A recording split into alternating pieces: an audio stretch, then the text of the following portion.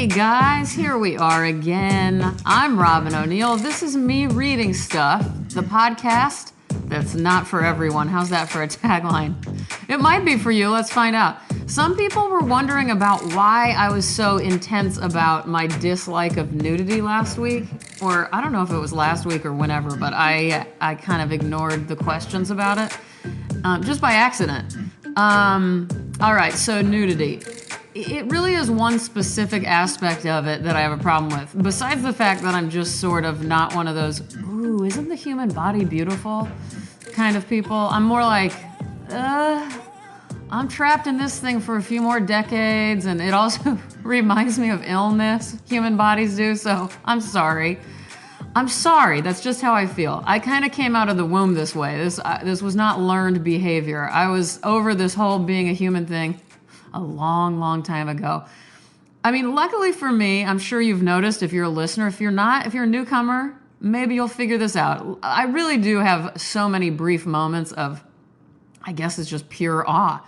These tiny moments in life that bring me my own very specific brand of joy.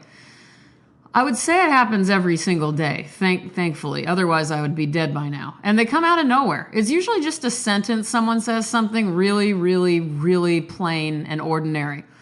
Like this week, something happened. My P.O. Box guy, I hadn't seen him in a long, long time. Months. I've just been not being able to go over there. And when I did see him this week, I said, "Hey, Michael, how have you been doing?" And we're kind of close. So, I mean, this has been a long time for us to not see each other. And he replied, "Well, I got my Star Wars tickets. So things are pretty good." I mean, it was something about Star Wars tickets. He said it better than that. And I'm telling you, it just made me feel like everything was going to be okay. I'm not a Star Wars guy myself. That's not what I care about there. However, the idea that somebody's response to life is, like, to the big question, how are you, is I got my Star Wars tickets.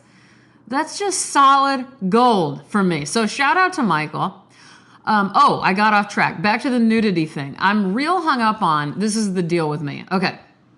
So people who love being nude. And I'm not talking nudists who are always nude. I mean, those of you who like to go to sleep in the nude or prance around the house nude or whatever it is you do nude. Besides the obvious things, I myself cannot think of a nude body without thinking of pubic hairs getting stuck in blankets and sheets and then maybe making their way up the pillowcases and then attaching themselves onto a human face, maybe even my human face. That's just the route this whole thing takes with me. It's nudity, bed, pubic hair, blankets, sticking to blankets, roaming around bed stuffs, bed spreads, whatever. This all ends up with a pubic hair on my face. See? It's not fun being me. It really isn't. I mean, it's entertaining. It's an entertaining experience, imagining these things, but it's not necessarily fun. Real quick, want to give a shout out to David Drury. You may be remembering his name right now. You may remember his name is a more accurate way to say that. He was our winner in the Channing Tatum Poetry Contest. He was one of two winners. Now, David and I have become really wonderful friends ever since that. So that's been a really awesome benefit of having him apply to the contest. He also has an amazing short story in Dave Eggers' The Best American Non-Required Reading in 2003. His new project that I just want to alert everyone to, and I'll put a link in the description of this podcast. It's for his new Instagram project called Folded Shorts. So it's just at Folded Shorts. He mines Instagram to find images, any image that sparks something in him. And for David, as a writer, as an excellent writer, it can be something as benign as a photo of a Q-tip on the street or something. And he can turn that image into a splendid and crazy and beautiful and touching story of, like, honestly, the Q-tip can be hope and redemption or something. And I just really like this approach. It's a really wonderful way to get your writing out in brief spurts for people. I just think it's really smart. And I heard something, I think it was Emily Dickinson said something about circulation, not publication. And in this day and age, this is a really important, I mean, it's not for everybody, but I just think it's really fun too. So check out Folded Shorts. Thank you, David Drury, for doing it. Here's what I'm going to read today. When I was in junior high, I think I was in junior high, my mom took me to Half Price Books in a suburb of Dallas-Fort Worth, where I went to junior high and high school. And she bought me this book for 25 cents. It was called 50 Texas Artists. It was published in 1986, and it was written by Annette Carlozzi, who is an amazing curator and somebody who I have now grown to know and love.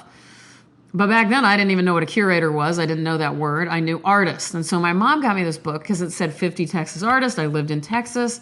And this was this amazing moment for me of realizing, oh my God, you can live in Texas and become a real artist who makes work and gets it in galleries and stuff. This blew my mind back then. Long story short, this book has meant a lot to me throughout the years. And there's one artist statement. I hate artist statements as a whole, but this one always got to me. It's Robert Yarber. He is still a living human being making art. He was born in 1948. Really like his work. It's very strange work. Most known for these paintings in the 80s and 90s of these kind of neon highlighted figures falling and jumping from cityscapes. Here's his statement. The people in my paintings are robotic. They are unconscious, participating in some primordial drama in which they play passive agents. They are schemata describing hypothetical behavior patterns. To the degree that they are aware, it is of their own internal discomfort, and yes, perhaps their ecstasy. The need is to evade or escape the machination of the environment they inhabit. Yet they are seduced, unconscious as they are, by the luminosities of their postmodern world, bewitched by the melodrama of a confected reality, as if to say, life is television. Though their lust is real, their kisses are Novocaine kisses, rubbery and desperate. Their pleasures are furtive.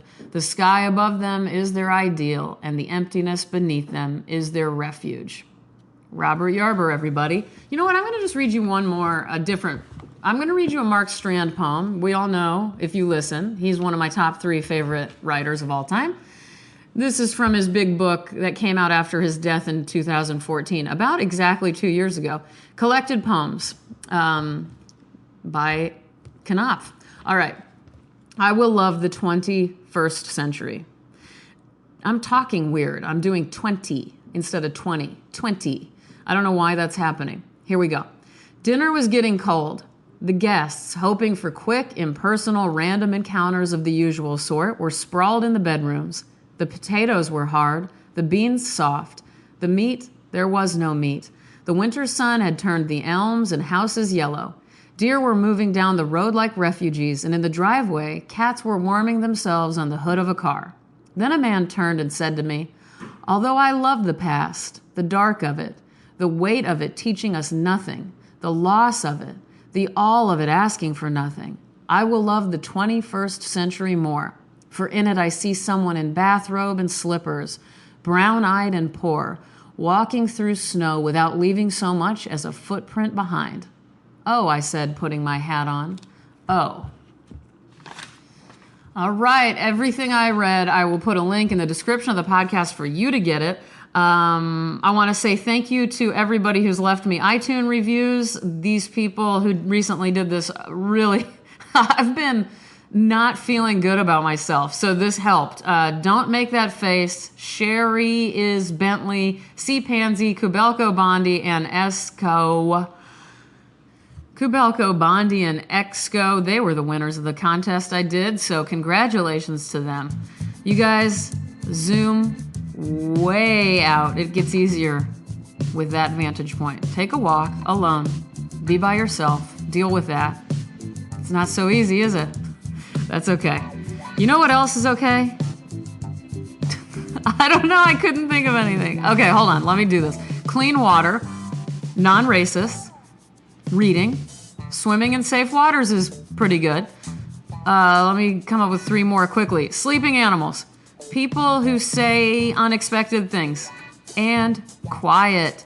You guys, thank you for listening. Sorry I'm in a bit of a mood today, but I am eternally at your service, wishing you well, wanting the best for you. I mean that. We shall find peace. We shall hear angels. We shall see the sky sparkling with diamonds. That's a good friend of mine, Anton Chekhov. I'm Robin. I'll talk to you guys soon. Take care.